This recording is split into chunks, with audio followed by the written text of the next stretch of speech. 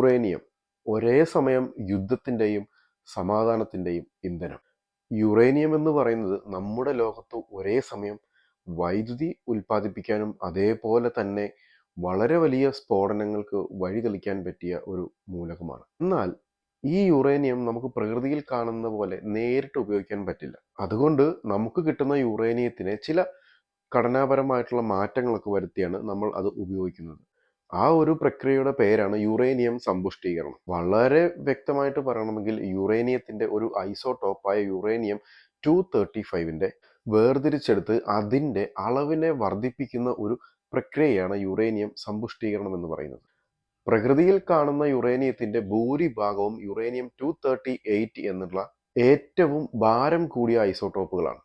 എന്നാൽ ഇതിൽ വളരെ കുറഞ്ഞ അളവിൽ വളരെയേറെ ഊർജം ഉൽപ്പാദിപ്പിക്കാൻ പറ്റുന്ന യുറേനിയം 235 അടങ്ങിയിരിക്കുന്നു. ഈ യുറേനിയം 235 ഐസോടോപ്പുകളാണ് ന്യൂക്ലിയർ വിഭജനം വഴി ഊർജം ഉൽപ്പാദിപ്പിക്കാൻ കഴിവുള്ളവ. ആണവ നിലയങ്ങളിൽ വൈദ്യുതി ഉണ്ടാക്കാൻ വേണ്ടി ഈ യുറേനിയം 235നെ പിളർത്തുന്ന ഒരു പ്രക്രിയ നടക്കണം. പക്ഷേ പ്രകൃതിയിൽ ഇതിന്റെ അളവ് കുറവായതുകൊണ്ട് നേരിട്ട് പിളർത്തുന്നത് കൊണ്ട് പ്രത്യേകിച്ച് ഗുണമൊന്നുമില്ല. അതുകൊണ്ടാണ് ഇതിന്റെ സമ്പുഷ്ടീകരണം എന്നുള്ളൊരു പ്രക്രിയ നടത്തുന്നത്. എങ്ങനെയാണ് ഈ സമ്പുഷ്ടീകരണം നടക്കുന്നത്? ഈ ശുദ്ധീകരണ പ്രവൃത്തിക്ക് അല്ലെങ്കിൽ പ്രക്രിയയ്ക്ക് ആദ്യമായിട്ട് വേണ്ട ഒരു മെയിൻ ഘടകമെന്ന് പറഞ്ഞാൽ ഒരു സെൻട്രിഫ്യൂജ് എന്നിട്ടുള്ള ഒരു യന്ത്രമാണ്. അതായത് ഒരു വാഷിംഗ് മെഷീൻ തുണി നനയ്ക്കാൻ വേണ്ടി ഉപയോഗിക്കുന്ന ആ ഒരു കറക്കം തന്നെയാണ് ഇതിൻ്റെയും തത്വം. നമ്മൾക്ക് കിട്ടുന്ന യുറേനിയത്തെ ആദ്യം ഒരു പ്രത്യേകതരം വാതകമാക്കി മാറ്റുന്നു. എന്നിട്ട് ഈ സെൻട്രിഫ്യൂഗൽ പമ്പിനകത്ത് അല്ലെങ്കിൽ ആ യന്ത്രത്തിൽ വെച്ചുകൊണ്ട് ഈ യുറേനിയത്തെ അതിവേഗതയിൽ കറക്കുന്നു. ഭാരം കൂടിയ യുറേനിയം 238 ഇറങ്ങുമ്പോൾ പുറം ഭാഗത്തേക്ക് കൂടുതൽ തെറിച്ചു പോകുന്നു. അതേസമയം ഭാരം കുറഞ്ഞിട്ടുള്ള ഈ യുറേനിയം 235 എന്ന് പറയുന്ന ആ ഒരു ഐസോടോപ്പ് യന്ത്രത്തിന്റെ അല്ലെങ്കിൽ ആ പമ്പിന്റെ സെൻട്രൽ കേന്ദ്രീകരിച്ച് നിൽക്കുന്നു. ഈ ഒരു പ്രക്രിയ പല തവണ ആവർത്തിച്ച് ആയിരക്കണക്കിന് സെൻട്രിഫ്യൂജുകൾ ഒരേ സമയം പ്രവർത്തിപ്പിച്ചുകൊണ്ട് നമുക്ക് ആവശ്യമുള്ള യുറേനിയം 235 ഐസോടോപ്പുകളുടെ എണ്ണം വർദ്ധിപ്പിക്കുന്നു. ഇത് ഒരു അരിപ്പ ഉപയോഗിച്ച് മണൽ തരികളിൽ നിന്നും സ്വർണം അരിച്ചെടുക്കുന്നതിന് തുല്യമാണ്. നമുക്ക് കിട്ടുന്ന യുറേനിയത്തിൽ ഒരുപാട് ഊർജം ഉൽപ്പാദിപ്പിക്കുന്ന ഈ ഒരു യുറേനിയം 235 0.7% മാത്രമാണ് ഉള്ളത്. കൂടുതലും നമുക്ക് ഊർജം നൽകത്തില്ലാത്ത യുറേനിയം 238 ആയിരിക്കും. ഇതിൽ രണ്ട് ടൈപ്പ് യുറേനിയം ഉണ്ട്. ഒന്ന് ലോ എൻറിച്ച്ഡ് യുറേനിയവും ഇന്നൊന്ന് ഹൈലി എൻറിച്ച്ഡ് യുറേനിയവും. ലോ എൻറിച്ച്ഡ് യുറേനിയം എന്ന് പറയുന്നത് ഒരു 10 അല്ലെങ്കിൽ 14 ക്യാരറ്റ് സ്വർണത്തിന് സമാനമാണ്. അതായത് യോഗ്യമായിട്ടുള്ള ഒരു ചെറിയ ഭാഗം. സ്വാഭാവിക യുറേനിയത്തിൽ നിന്ന് സെൻട്രിഫ്യൂഗൽ പമ്പിൽ കൂടി യുറേനിയം 235ന്റെ അളവ് ഏകദേശം 3% മുതൽ 5% വരെ വർദ്ധിപ്പിക്കുന്നു. ഇത് ആണവ റിയാക്ടറുകൾക്ക് ഉപയോഗിക്കാൻ പര്യാപ്തവുമാണ്. അപ്പോൾ എന്താണ് ഹൈലി എൻറിച്ച്ഡ് യുറേനിയം? ഇത് 24 ക്യാരറ്റ് ശുദ്ധിയുള്ള സ്വർണത്തിന് സമാനമാണ്. ഈ യുറേനിയത്തിൽ യുറേനിയം 235ന്റെ അളവ് 20% മുകളിലേക്കും ചിലപ്പോൾ 90% അടുത്ത് വരെയും വർദ്ധിപ്പിക്കുമ്പോൾ ഏറ്റവും ഉയർന്ന നിലവാരത്തിലുള്ളതും അതീവ സ്ഫോടന ശേഷിയുള്ള ഒരു രൂപമായിട്ട് മാറുന്നു. ഇങ്ങനത്തെ യുറേനിയം 235 ആണ് ആണവായുധ നിർമ്മാണങ്ങൾക്ക് വേണ്ടി ഉപയോഗിക്കുന്നത്. എന്തിനാണ് ഈ യുറേനിയം സമ്പുഷ്ടീകരണം? പ്രധാനമായും രണ്ട് കാര്യങ്ങളാണ് യുറേനിയം സമ്പുഷ്ടീകരണത്തിന്റെ പുറകിലുള്ളത്. അതിൽ ആദ്യത്തേതെന്ന് പറയുന്നത് സമാധാനപരമായിട്ടുള്ള ഒരു ഊർജോൽപാദനമാണ്. വൈദ്യുതി ഉൽപ്പാദിപ്പിക്കുവാൻ വേണ്ടി ആണവ നിലയങ്ങളിൽ യുറേനിയം ഉപയോഗിക്കുന്നു. അതായത് ഈ 3% മുതൽ 5% വരെയുള്ള യുറേനിയം 235 ആണ് വൈദ്യുതിക്ക് വേണ്ടി ഉപയോഗിക്കുന്നത്. ഇതെന്ന് പറയുന്നത് ഗ്രീൻ ഹൗസ് ഇഫക്റ്റ് കുറയ്ക്കാൻ പറ്റുന്ന ഒരു മൂലകമാണ്, അല്ലെങ്കിൽ ഒരു ഊർജ സ്രോതസ്സാണ്. പക്ഷേ ഈ യുറേനിയം 235ന്റെ ഐസോടോപ്പുകളുടെ അളവ് 90% അല്ലെങ്കിൽ അതിൽ കൂടുതലാണെങ്കിൽ അത് നമുക്ക് അതിഭയങ്കരമായിട്ടുള്ള സ്ഫോടന ശേഷിയുള്ള അല്ലെങ്കിൽ സ്ഫോടക ശേഷിയുള്ള ആണവായുധങ്ങൾ ഉണ്ടാക്കുവാൻ വേണ്ടി ഉപയോഗിക്കാൻ സാധിക്കുന്നതാണ്. ഇങ്ങനെ അതീവ ഉപയോഗം അല്ലെങ്കിൽ അതീവ 90%-ന് മേളിൽ സമ്പുഷ്ടീകരിച്ച യുറേനിയം എന്ന് പറയുന്നത് അങ്ങനെ ഉപയോഗിക്കാൻ തുടങ്ങുക, അങ്ങനെ നിർമ്മിക്കാൻ തുടങ്ങുന്നത് തന്നെ മറ്റുള്ള രാജ്യങ്ങൾക്കൊരു വലിയ ഭീഷണിയാണ്. അതുകൊണ്ട് തന്നെ ഈ യുറേനിയം സമ്പുഷ്ടീകരണം എന്ന് പറയുന്നത് രണ്ട് വശത്തും മൂർച്ചയുള്ള ഒരു വാൾ അല്ലെങ്കിൽ ഒരു കത്തി പോലെയാണ്. മനുഷ്യരാശിക്ക് അവരുടെ പുരോഗമനത്തിന് വേണ്ടിയുള്ള വൈദ്യുതി ഉൽപ്പാദിപ്പിക്കാനും അതേസമയം മനുഷ്യരാശിയെ തന്നെ ഇല്ലാതാക്കാനുള്ള അല്ലെങ്കിൽ ജീവനുള്ള എല്ലാത്തിനെയും ഇല്ലാതാക്കാനുള്ള വലിയ ബോംബായിട്ട് മാറുവാനും ഈ യുറേനിയം 235ന് കഴിയുന്നു. ഈ ഒരു കാരണങ്ങൾ കൊണ്ടാണ് ഇസ്രായേലും ഇറാനും തമ്മിലുള്ള പ്രശ്നത്തിൽ ഇറാന്റെ ഈ യുറേനിയം സമ്പുഷ്ടീകരണ പദ്ധതി ഒരു വലിയ വിഷയമായിട്ട് മാറുന്നത്. അപ്പോൾ പിന്നെ നമുക്ക് തോന്നാൻ പറ്റുന്ന മറ്റൊരു സംശയമുണ്ട്. അതായത് ഈ ആണവ ബോംബുകൾ സൂക്ഷിച്ചിരിക്കുന്ന സ്ഥലത്ത് മറ്റൊരു ബോംബ് സ്ഫോടനമോ അല്ലെങ്കിൽ മിസൈൽ ആക്രമണമോ ഉണ്ടായിക്കഴിഞ്ഞാൽ ഈ ആണവ ബോംബുകൾ പൊട്ടിത്തെറിക്കില്ലേ എന്നുള്ളത്. അപ്പോൾ നമുക്ക് അതിൻ്റെ ഒരു വിശദീകരണത്തിലേക്ക് പോകാം. അതായത് പ്രകൃതിയിലെ എല്ലാ വസ്തുക്കളും നിർമ്മിച്ചിരിക്കുന്നത് ആറ്റങ്ങൾ കൊണ്ടാണ്. ഈ ആറ്റത്തിന് ന്യൂക്ലിയസ് എന്നുള്ള ഒരു കേന്ദ്രമുണ്ട്. അതിനു ചുറ്റും സൗരയൂഥത്തിൽ സൂര്യന് ചുറ്റും മറ്റുള്ള ഗ്രഹങ്ങൾ കറങ്ങുന്നത് പോലെ തന്നെ ഇലക്ട്രോണുകൾ വലം വയ്ക്കുന്നുണ്ട്. ഈ ന്യൂക്ലിയസ് എന്ന് പറയുന്നത് ഒരു വലിയ അത്ഭുതപ്പെടുത്തുന്ന ഒരു പ്രതിഭാസമാണ്. അതിൽ അടക്കം ചെയ്തിട്ടുള്ള ഊർജമെന്ന് പറയുന്നത് നമുക്ക് ചിന്തിക്കാൻ കഴിയാത്ത അത്രയും ഒരു ഊർജമാണ്. ഇനിയും മനസ്സിലാകുന്ന ഭാഷയിൽ അല്ലെങ്കിൽ മനസ്സിലാകുന്ന രീതിയിൽ പറഞ്ഞു കഴിഞ്ഞാൽ ഒരു കുഞ്ഞൻ ആറ്റത്തിന്റെ എനർജി എന്ന് പറയുന്നത്, അല്ലെങ്കിൽ ഒരു കുഞ്ഞൻ ആറ്റത്തിന്റെ ന്യൂക്ലിയസിൽ ശേഖരിച്ചു വെച്ചിരിക്കുന്ന എനർജി എന്ന് പറയുന്നത് ഏകദേശം 20,000 കിലോ സ്ഫോടക വസ്തുക്കൾ പൊട്ടിത്തെറിക്കുമ്പോൾ ഉണ്ടാകുന്ന അത്രയ്ക്കും ഊർജമാണ്. അപ്പോൾ ഈ ഊർജം ഉപയോഗിച്ചിട്ടാണ് ഒരു ന്യൂക്ലിയസിനെ കെട്ടിവെച്ചിരിക്കുന്നത്. എങ്ങനെയെങ്കിലും ഈ കെട്ട് പൊട്ടിച്ചു കഴിഞ്ഞാൽ ഈ ഊർജം മുഴുവൻ പുറത്തേക്ക് വരും. ഈ ഒരു പ്രക്രിയയാണ് അണുബോംബിൽ ഉള്ളത്. പക്ഷേ എല്ലാത്തരം മൂലകങ്ങളുടെ ന്യൂക്ലിയസും ഇങ്ങനെ പൊട്ടിക്കാൻ സാധിക്കില്ല. റേഡിയോ ആക്റ്റീവ് ആയിട്ടുള്ള ചില പദാർത്ഥങ്ങളുടെ ന്യൂക്ലിയസ് മാത്രമേ ഇങ്ങനെ എളുപ്പത്തിൽ പൊട്ടിക്കാൻ സാധിക്കുള്ളൂ. യുറേനിയം 235, പ്ലൂട്ടോണിയം 39 എന്നതിനാണ് ഇതിനായിട്ട് ഏറ്റവും കൂടുതൽ ഉപയോഗിക്കപ്പെടുന്നത്.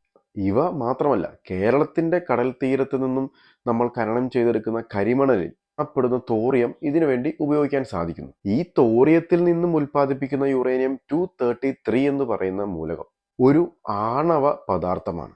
അപ്പോൾ ഈ ന്യൂക്ലിയസിന്റെ കെട്ടെറിഞ്ഞു പൊട്ടിക്കുവാനുള്ള ചെറിയ കല്ലുകളാണ് ന്യൂട്രോണുകൾ. പോസിറ്റീവ് ചാർജ് ഉള്ളത് കൊണ്ട് തന്നെ പ്രോട്ടോണിനെ നമുക്ക് ഈ പരിപാടിക്ക് കിട്ടത്തില്ല. അപ്പോൾ ഈ ന്യൂട്രോണിനെ വേഗത വർദ്ധിപ്പിച്ച് ന്യൂക്ലിയസിലേക്ക് തൊടുത്തുവിടുന്നു. ഇത് ഇങ്ങനെ ഇരിക്കുന്ന ഒരു ന്യൂക്ലിയസിനെ രണ്ടായിട്ട് പിളർത്തുന്നു. അങ്ങനെ രണ്ടായിട്ട് പിളരുന്ന ന്യൂക്ലിയസിൽ നിന്ന് ഏകദേശം 20,000 സ്ഫോടക വസ്തുക്കൾ അല്ലെങ്കിൽ TNT പൊട്ടിത്തെറിക്കുന്നതിന് സമാനമായിട്ടുള്ള ഊർജങ്ങൾ ഉൽപ്പാദിപ്പിക്കുന്നു. ഇങ്ങനെ പിളർന്നു പോകുന്ന ന്യൂക്ലിയസിൽ നിന്നും ഊർജപ്രവാഹം വരുന്നതിൻ്റെ കൂടെ തന്നെ ന്യൂട്രോണുകളും പുറത്തു വരുന്നു. അങ്ങനെ പുറത്തു വരുന്ന ന്യൂട്രോണുകൾ അടുത്തുള്ള ന്യൂക്ലിയസുകളെ വീണ്ടും പോയി ആക്രമിക്കുന്നു. അങ്ങനെ പിളർത്തി ഇതൊരു ചെയിൻ റിയാക്ഷൻ പോലത്തെ ഒരു റിയാക്ഷൻ ഉള്ളിൽ നടക്കുകയും കോടിക്കണക്കിന് ആറ്റങ്ങൾ പിളരുകയും ചെയ്യുന്നു. അപ്പോൾ ഒരു ആറ്റം പിളർന്നു കഴിയുമ്പോൾ 20,000 TNTയുടെ ഒരു ഊർജമാണ് പുറത്തു വരുന്നതെങ്കിൽ കോടിക്കണക്കിന് ആറ്റങ്ങൾ പിളരുമ്പോൾ ഉണ്ടാകുന്ന ഒരു അവസ്ഥ നമുക്ക് ഊഹിക്കാൻ പോലും സാധിക്കില്ല. ഈ പ്രക്രിയകൾ നടക്കുന്നത് കൊണ്ടാണ് ഒരു ആറ്റം ബോംബ് സ്ഫോടനത്തിൽ 100 കിലോമീറ്റർ വരെ അതിൻ്റെ ഇമ്പാക്റ്റ് ചെല്ലുന്നത്. മാത്രമല്ല, ഇത് പിളർന്നു കഴിയുമ്പോൾ ഇതിൽ നിന്ന് ഒരുപാട് ഗാമ വികിരണങ്ങൾ കൂടി പുറത്തു വരുന്നു. ഈ ഗാമ കിരണങ്ങൾ നമ്മുടെ ശരീരത്ത് പതിച്ചു കഴിയുമ്പോൾ ശരീരം കരിയുക മാത്രമല്ല അയോണീകരിക്കുകയും ചെയ്യുന്നു. പിളർക്കപ്പെടുന്ന ന്യൂക്ലിയസുകളും റേഡിയോ ആക്റ്റീവ് പദാർത്ഥങ്ങളാണ്. ഇവ വർഷങ്ങളോളം മണ്ണിൽ കിടക്കുകയും ചെയ്യുന്നു. അങ്ങനെ ഇവ മണ്ണിൽ കലർന്നതോടുകൂടി ദശലക്ഷക്കണക്കിന് വർഷങ്ങൾ വരെ നിലനിൽക്കുകയും ഗാമ കിരണങ്ങളെ പുറം തള്ളുകയും ചെയ്യുന്നു. ഇത് ക്യാൻസർ പോലെയുള്ള രോഗങ്ങളെ ഉണ്ടാക്കുന്നു. വളരെ സിമ്പിളായിട്ട് പറയുകയാണെങ്കിൽ ഒരു പ്രദേശത്തെ ലക്ഷക്കണക്കിന് വർഷങ്ങളോളം ഒരു ജീവജാലങ്ങൾക്ക് പോലും ജീവിക്കുവാനാവാത്ത പരിതസ്ഥിതി സൃഷ്ടിക്കുവാൻ ഒരു ആറ്റം ബോംബ് സ്ഫോടനത്തിന് കഴിയും. ന്യൂക്ലിയസിനെ പിളർത്തുന്ന ഈ പ്രോസസ്സിന് ന്യൂക്ലിയർ ഫിഷൻ എന്ന് പറയും. ആറ്റം ബോംബുകൾ എല്ലാം ഇത്തരം ഫിഷൻ ബോംബുകളാണ്. ഇതിനേക്കാൾ വിനാശകാരിയായ മറ്റൊരു ബോംബാണ് ഹൈഡ്രജൻ ബോംബ് അഥവാ ഫ്യൂഷൻ ബോംബുകൾ. ഇവിടെ നടക്കുന്നത് ആറ്റം ബോംബിൽ എന്താണോ നടക്കേണ്ടത് അതിൻ്റെ നേരെ വിപരീതമാണ് നടക്കുന്നത്. ആറ്റം ബോംബിൽ ഒരു ന്യൂക്ലിയസിനെ രണ്ടായിട്ട് പിരിക്കുകയാണെങ്കിൽ ഇവിടെ രണ്ട് ചെറിയ ന്യൂക്ലിയസുകളെ ഒന്നിച്ച് ചേർത്ത് ഒരു വലിയ ന്യൂക്ലിയസ് ഉണ്ടാക്കുകയാണ്. ഇങ്ങനെ ന്യൂക്ലിയസുകൾ സംയോജിച്ചു കഴിഞ്ഞാലും ഊർജം പുറത്തു വരുന്നു. അതായത് ഒരു യൂണിറ്റ് ദ്രവ്യത്തിൻ്റെ ഒരു സംയോജനത്തിൽ അല്ലെങ്കിൽ ഫ്യൂഷനിൽ പുറത്തു വരുന്ന ഊർജമെന്ന് പറയുന്നത് ഈ വിഘടനത്തിൽ പുറത്തു വരുന്ന ഊർജത്തിൻ്റെ ഏകദേശം 4 ഇരട്ടിയാണ്. അതുകൊണ്ട് തന്നെയാണ് ആറ്റം ബോംബിനേക്കാൾ അണുബോംബിനേക്കാൾ ഏറ്റവും കൂടുതൽ പവർഫുൾ ഹൈഡ്രജൻ ബോംബ് എന്ന് പറയുന്നത്. പക്ഷേ ഇതൊരു അല്പം സങ്കീർണത നിറഞ്ഞ പരിപാടിയാണ്. അതായത് ഒരു ഹൈഡ്രജൻ ബോംബിനെ ട്രിഗർ ചെയ്യണമെങ്കിൽ ഒരു ആറ്റം ബോംബ് അവിടെ പൊട്ടിക്കണം. അത്യന്തം വിനാശകാരികളാണ് ഈ ആറ്റം ബോംബുകൾ. ആറ്റം ബോംബുകൾക്ക് ഒരു തലമുറയെ മാത്രമല്ല, അനേകായിരം മുന്നോട്ടുള്ള തലമുറകളെ ബാധിക്കാനുള്ള ഒരു ശക്തിയുണ്ട്. അതുകൊണ്ട് തന്നെ ഇത്തരം ആയുധങ്ങൾ ചിന്താശക്തിയില്ലാത്ത ആളുകൾ ഭരിക്കുന്ന രാഷ്ട്രങ്ങളുടെയും അല്ലെങ്കിൽ തീവ്രവാദ പ്രവർത്തനങ്ങൾ നടത്തുന്നവരുടെയും കയ്യിൽ എത്തിപ്പെട്ട് കഴിഞ്ഞാൽ അത് നമ്മുടെ ഈ ഭൂമിയുടെ നിലനിൽപ്പിന് തന്നെ ഒരു വലിയ ഭീഷണിയാകും. അപ്പോൾ ഒരു ആണവായുധ ശേഖരത്തിൽ ഒരു ബോംബ് വീണാൽ അവിടെ പ്രത്യേകിച്ച് ഒന്നും സംഭവിക്കാൻ പോകുന്നില്ല. ഈ ആണവായുധങ്ങൾ സ്ഫോടനം നടത്തുവാൻ വളരെ സങ്കീർണമായതും വളരെ കൃത്യതയാർന്നതുമായ സംവിധാനങ്ങൾ ആവശ്യമാണ്. ഒരു ആണവ സ്ഫോടനം നടക്കണമെന്നുണ്ടെങ്കിൽ യുറേനിയം അല്ലെങ്കിൽ പ്ലൂട്ടോണിയം പോലെയുള്ള വിഘടന വസ്തുക്കൾ ഒരു ക്രിട്ടിക്കൽ മാസ് രൂപപ്പെടുത്തി വളരെ കൃത്യമായിട്ടുള്ള ഒരു സമയത്ത് ചെയിൻ റിയാക്ഷൻ ആരംഭിക്കേണ്ടതായിട്ടുണ്ട്. ഇത്രയും കാര്യങ്ങൾ ആവശ്യമുള്ളപ്പോൾ ഒരു സാധാരണ ബോംബ് വീണ് കഴിഞ്ഞാൽ ആണവായുധത്തിന്റെ ഘടന തകരാറിലാകും. പക്ഷേ നമുക്ക് ഈ സ്ഫോടനത്തിന് ആവശ്യമായിട്ടുള്ള കൃത്യമായിട്ടുള്ള ഒരു അവസ്ഥ സൃഷ്ടിക്കുവാൻ സാധ്യത വളരെ കുറവാണ്. പക്ഷേ ഇതുകൊണ്ട് റേഡിയോ ആക്റ്റീവ് വസ്തുക്കൾ ചിതറുന്നതിനോ മറ്റുള്ള അപകടങ്ങൾക്കോ കാരണമായേക്കാം.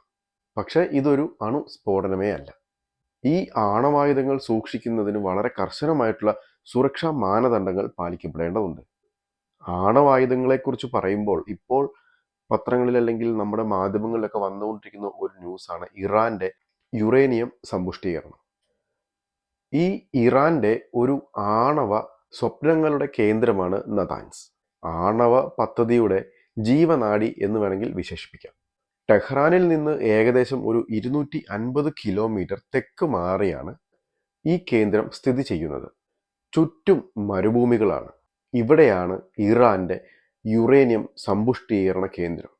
ഈ സ്ഥലത്താണ് യുറേനിയം സമ്പുഷ്ടീകരണത്തിൽ പ്രധാന പങ്ക് വഹിക്കുന്ന സെൻട്രിഫ്യൂഗൽ പമ്പുകൾ പ്രവർത്തിക്കുന്നത്. നതാൻസിൽ ഏകദേശം 10,000 സെൻട്രിഫ്യൂഗൽ യന്ത്രങ്ങളുണ്ടെന്ന് വിശ്വസിക്കപ്പെടുന്നു. അതുകൊണ്ട് തന്നെയാണ് ഇറാൻ ആണവായുധങ്ങൾ നിർമ്മിക്കുവാൻ ശ്രമിക്കുകയാണോ എന്ന് പല പാശ്ചാത്യ നാടുകളും പേടിക്കുന്നത്. ഈ ആണവ കേന്ദ്രത്തിന്റെ ഒരു പ്രധാന പ്രത്യേകത എന്ന് പറയുന്നത് അതിൻ്റെ ഭൂരിഭാഗം കെട്ടിടങ്ങളും ഭൂമിക്ക് അടിയിലാണ് നിർമ്മിച്ചിരിക്കുന്നത്. അതായത് ഏകദേശം 40 മുതൽ 50 മീറ്റർ ആഴത്തിൽ വരെ കട്ടിയുള്ള കോൺക്രീറ്റ് ഷീൽഡുകൾ ഉപയോഗിച്ച് വളരെ ശക്തമായി ബലപ്പെടുത്തിയിരിക്കുന്നു. ഇത് പ്രധാനമായും വ്യോമ ആക്രമണങ്ങളിൽ നിന്നും രക്ഷ നേടുവാനും കൂടി ഉള്ളതാണ്. സാധാരണ ബോംബുകൾ ഉപയോഗിച്ച് അത്ര എളുപ്പത്തിലൊന്നും ഇവ തകർക്കാൻ പറ്റില്ലതാനും. പക്ഷേ ഇത്രയും സുരക്ഷാ മാനദണ്ഡങ്ങളെല്ലാം പാലിച്ചുകൊണ്ട് നിർമ്മിക്കപ്പെട്ട അല്ലെങ്കിൽ പ്രവർത്തനം നടന്നുകൊണ്ടിരിക്കുന്ന നതാൻസിലെ ആണവ കേന്ദ്രം ഓപ്പറേഷൻ റൈസിംഗ് ലയൺ എന്ന പേരിൽ ഇസ്രായേൽ നടത്തിയ ആക്രമണത്തിൽ എങ്ങനെ തകർക്കപ്പെട്ടു എന്നുള്ളത് ഒരു വലിയ ചോദ്യമാണ്. ഇതിൻ്റെ പിന്നിൽ ചില പ്രധാനപ്പെട്ട കാരണങ്ങളുണ്ട്. ഒന്ന്, ഇസ്രായേൽ അതിൽ സാധാരണ ബോംബുകളല്ല ഉപയോഗിച്ചത് എന്നാണ്. അവർ ഉപയോഗിച്ചത് ബങ്കർ ബസ്റ്റർ ബോംബുകളായിരുന്നു. എന്താണ് ഈ ബോംബുകൾ? ഇതൊരു പ്രത്യേകതരം ബോംബാണ്. ഈ ബോംബുകൾക്ക് കട്ടിയുള്ള കോൺക്രീറ്റ് ആയിരുന്നാലും ശരി, അല്ലെങ്കിൽ മണലുകളായിരുന്നാലും ശരി, മണ്ണായിരുന്നാലും ശരി, അതിലേക്ക് തുളച്ച് ഇറങ്ങി ചെല്ലുവാനുള്ള കഴിവുകളുണ്ട്. ബോംബ് ലക്ഷ്യസ്ഥാനത്ത് പതിച്ചതിന് ശേഷം ആഴത്തിൽ തുളച്ച് കയറിയതിന് ശേഷമാണ് സ്ഫോടനം നടക്കുന്നത്. ഇത് ഭൂമിക്കടിയിലെ നിർമ്മിതികൾക്ക് വളരെ വലിയ ഒരു നാശം തന്നെ വിതയ്ക്കുന്നതാണ്. രണ്ടാമതായി, ഇസ്രായേലിന്റെ ചാരസംഘടനയായ മൊസാദ് കൊടുത്ത വിവരങ്ങൾ വലിയ തുണയായി. മാസങ്ങളോളം വിവരങ്ങൾ ശേഖരിച്ച് നതാൻസ് ആണവ കേന്ദ്രത്തിന്റെ ഭൂമിക്കടിയിലെ ഓരോ മുറിയുടെയും രൂപകൽപ്പന, പ്രധാനപ്പെട്ട സെൻട്രിഫ്യൂഗൽ ഹാളുകൾ എവിടെയാണ്, വൈദ്യുത മുറികൾ എവിടെയാണ് എന്നതിനെക്കുറിച്ചുള്ള സൂക്ഷ്മ വിവരങ്ങൾ അവർക്ക് ലഭിച്ചു. ഇത്രയ്ക്കും ഡീറ്റെയിൽ ആയിട്ടുള്ള വിവരങ്ങൾ ഉള്ളതുകൊണ്ട് തന്നെ ആക്രമണ ലക്ഷ്യസ്ഥാനങ്ങൾ കൃത്യമായി കണ്ടെത്തുവാനും ബോംബുകൾ ഏറ്റവും ഫലപ്രദമായ രീതിയിൽ എവിടെയെല്ലാം വിക്ഷേപിക്കണമെന്നും തീരുമാനിക്കാൻ ഇസ്രായേലി സൈന്യത്തിന് കഴിഞ്ഞു. നദാനെ സംരക്ഷിക്കുന്ന വ്യോമ പ്രതിരോധ സംവിധാനങ്ങളെ തകർക്കുക എന്നതായിരുന്നു അടുത്ത ലക്ഷ്യം. അതായത് ഈ നദാൻസ് പോലെയുള്ള ഒരു സുപ്രധാന കേന്ദ്രത്തിന് ചുറ്റും വളരെ ശക്തമായ റഡാറുകളും മിസൈലുകളും ഉണ്ടാവും. ഇറാനിലെ റഡാർ സംവിധാനങ്ങളെയും വ്യോമ പ്രതിരോധ മിസൈൽ പ്ലാറ്റ്ഫോമുകളെയും നിർവീര്യമാക്കാൻ വേണ്ടി ഇസ്രായേൽ ശ്രമിച്ചു. സൈബർ ആക്രമണങ്ങൾ വഴിയും രഹസ്യമായി സ്ഥാപിച്ചിട്ടുള്ള സ്ഫോടക വസ്തുക്കൾ ഉപയോഗിച്ചും ഡ്രോണുകൾ അയച്ചുമെല്ലാം ഇസ്രായേൽ ഇത് സാധ്യമാക്കി. ഈ പ്രതിരോധ സംവിധാനങ്ങളെല്ലാം പ്രവർത്തനരഹിതമായതുകൊണ്ട് തന്നെ ഇസ്രായേലി യുദ്ധവിമാനങ്ങൾക്ക് നദാൻസ് ലക്ഷ്യമാക്കി കറക്റ്റായിട്ട് പറക്കുവാനും അവരുടെ ബോംബുകൾ കൃത്യമായി വർഷിക്കുവാനും സാധിച്ചു. അങ്ങനെ ഈ ഘടകങ്ങളെല്ലാം ഇസ്രായേലിന് അനുകൂലമായിട്ട് വന്നതുകൊണ്ടാണ് ഭൂമിക്കടിയിൽ സുരക്ഷിതമെന്ന് കരുതിയിരുന്ന നദാൻസ് ആണവ കേന്ദ്രത്തിന് റൈസിംഗ് ലയൺ വഴി കാര്യമായിട്ടുള്ള നാശനഷ്ടങ്ങൾ സംഭവിച്ചത്.